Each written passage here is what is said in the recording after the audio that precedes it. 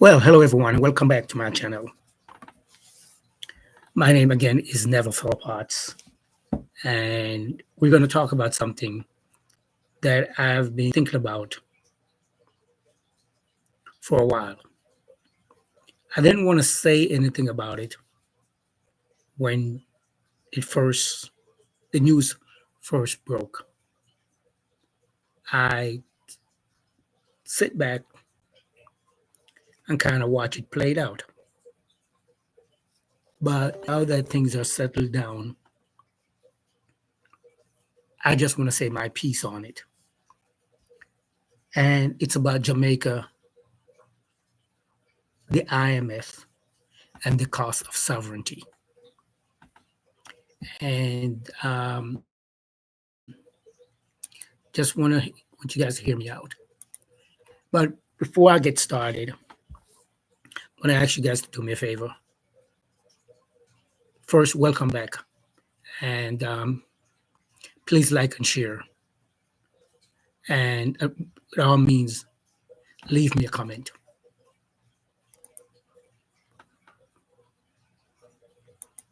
Now we're going to talk about something that happened in Jamaica, and it has me thinking for a while.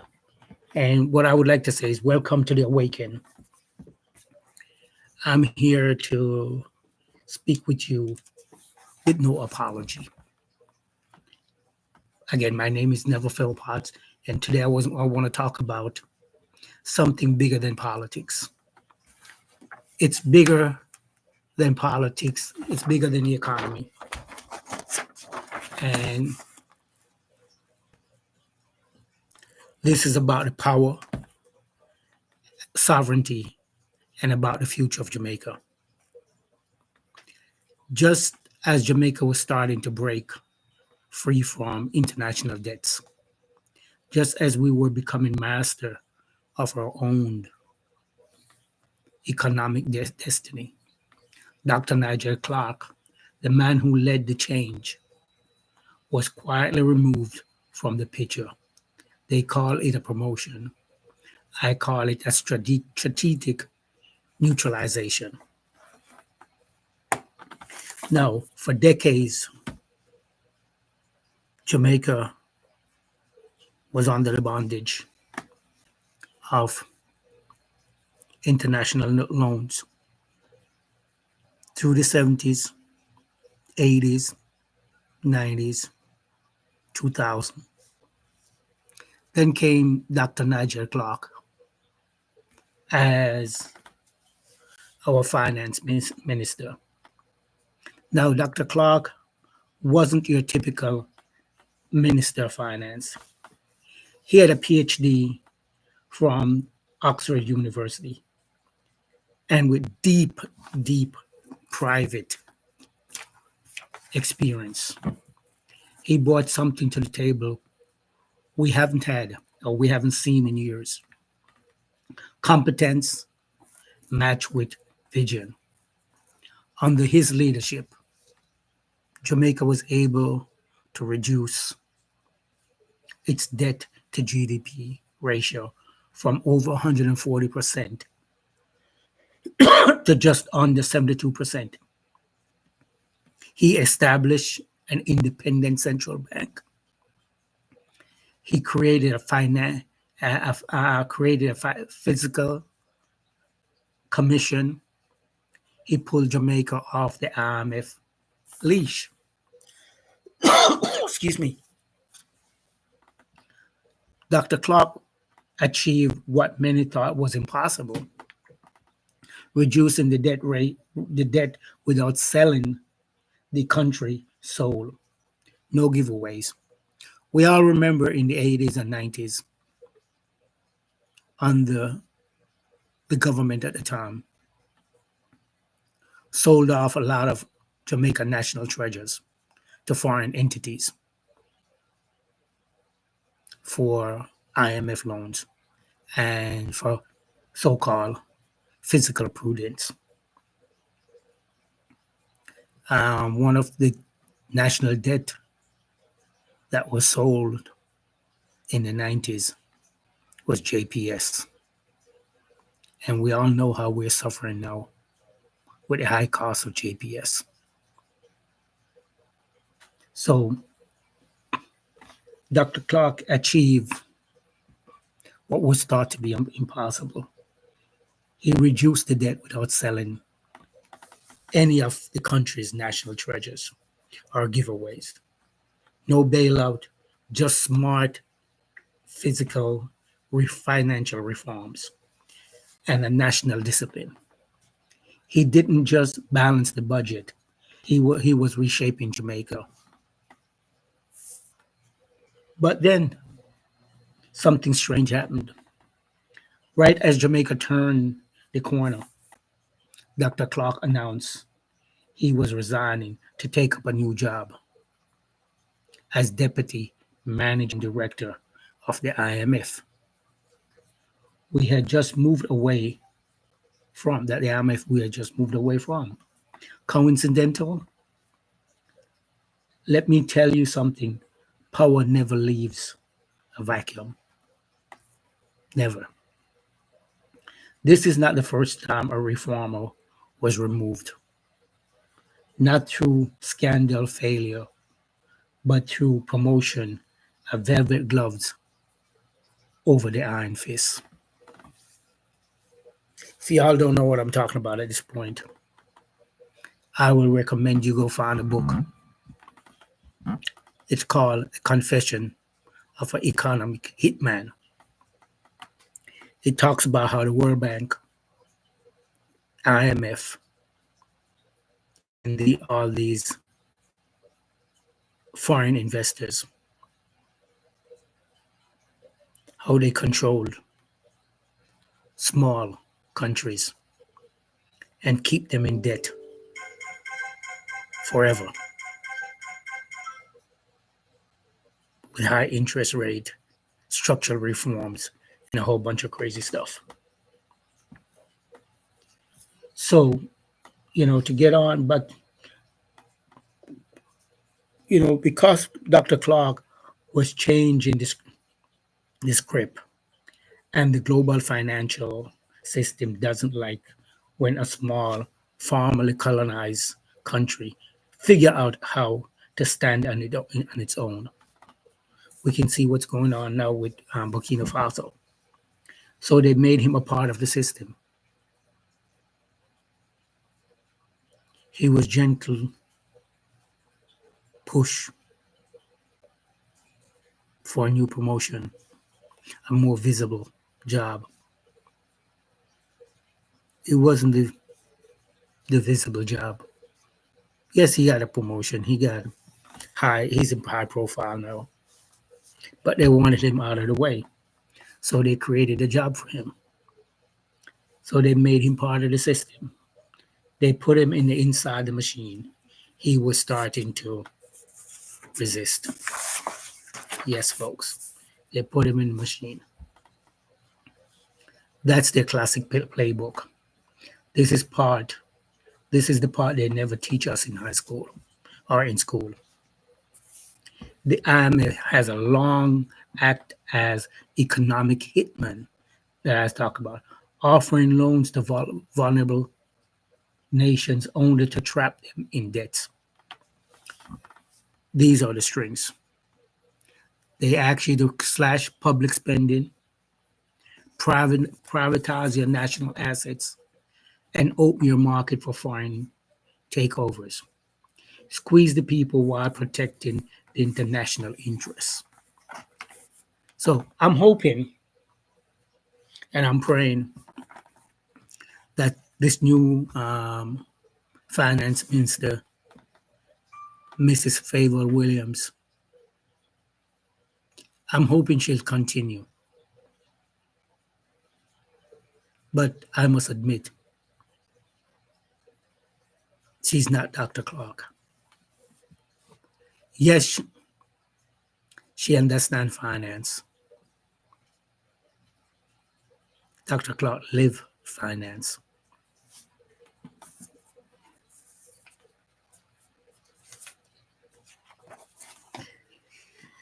So again, Drop me a line. Let me know what you think. Please like this channel and share it with your friends.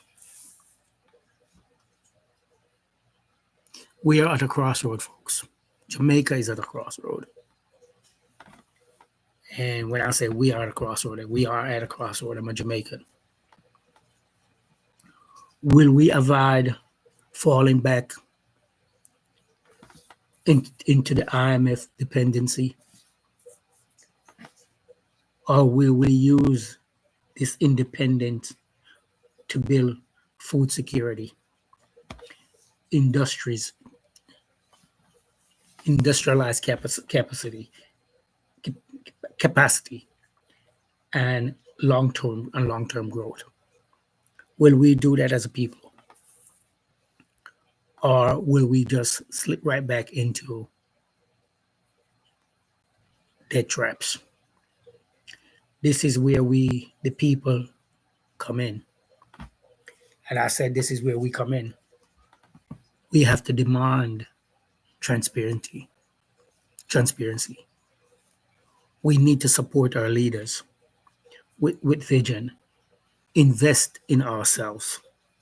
Not only the country need to invest in the country, but invest in the people. Invest in the people's education, training. That's not the only way, but that's the best way to lift ourselves out of our situation and continue moving on the path we are to reduce the burden of the IMF and the international lenders. So I would encourage you guys to keep this fire of accounting burning. This isn't about Niger. It's about the future of Jamaica. We're standing at the gates of real independence, not just from Britain, but from international finance control. We can either walk through the gate or let someone else close it quietly while we are distracted. Please, folks, I beg you, stay awake. Speak up and let's make sure Jamaica's best days are not behind us, but in front of us. Again, my name is Neville Philpotts, and I'm asking you to please like this video and share it to your friends. You can find me on YouTube as Neville P. But, this situation, like I said, I looked at it for a while, didn't want to say anything about it. Then today I decided to say something. And it will encourage you guys. Go find a book.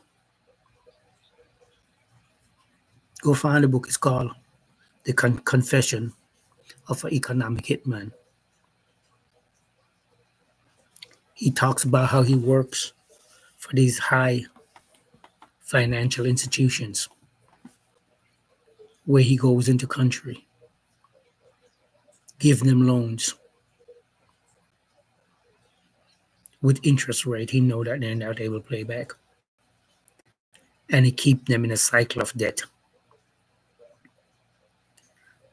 Because some of the things they ask for, or not ask for, but insist, is that you sell off the national treasures. What were some of our national treasures in Jamaica back in the 90s? In the 80s and 90s, bauxite, JPS, those things. We sold all of them. We sold our banks. Well, the Jamaica largest bank was sold to a Jamaican who's who is an international investor. So, I'm going to leave it here for now. But I wish Jamaica all the best. I want Jamaica to prosper. I can say this. In my lifetime, I was born just before we got independence. And I've seen consecutive governments. This government, this management of this government has been the best. It's the most improvement I've seen in my lifetime. When you travel around Jamaica, the road conditions is a hell of a lot better. And right now I'm not in Jamaica, but when I'm in Jamaica, I'm one of those crazy people. I'll get in the car, put some money in my pocket, me and a friend, and drive around Jamaica from Westmoreland up the south coast, St. Elizabeth, going up Kingston, St. Thomas, come around to Portland, and come back around. And if night catches us, because we're stopping and having fun, we're not just driving nonstop. We stop, we talk to the people, buy stuff on the street, we eat, have a drink. But it's one of the things I prepare to do. I do it, and if it's night, I realize that night's gonna get us before we get back home. Find a place and stay for the night. Begin the journey the next day. That's one of the things I love to do when I'm in Jamaica, because I love my country. It's so beautiful, and I just love my people. We go around, stop roadside, buy mangoes, whatever, jerk chicken, eat, have a conversation, start up a conversation with someone you don't even know, your first time you meeting them. We have a beautiful conversation. So Jamaica is a wonderful place for most part. People are fantastic. Yes, we do have some bad elements, but that's a small minority. So I'm asking you people, please help this government and whichever government comes in, because I know election is due soon, to stay on track and not get distracted. Because you do have some distraction, and you do have people in the country who create chaos for the same purposes. We don't know what their alternative motive is. We don't know who are paying them to say some things or to create some disturbance, do some things for the country to get back into financial difficulties. Again, before I go, when I ask you guys again, please like my channel. Help me to build this channel to talk about things not only in Jamaica, but things happening international, worldwide. Peace and love.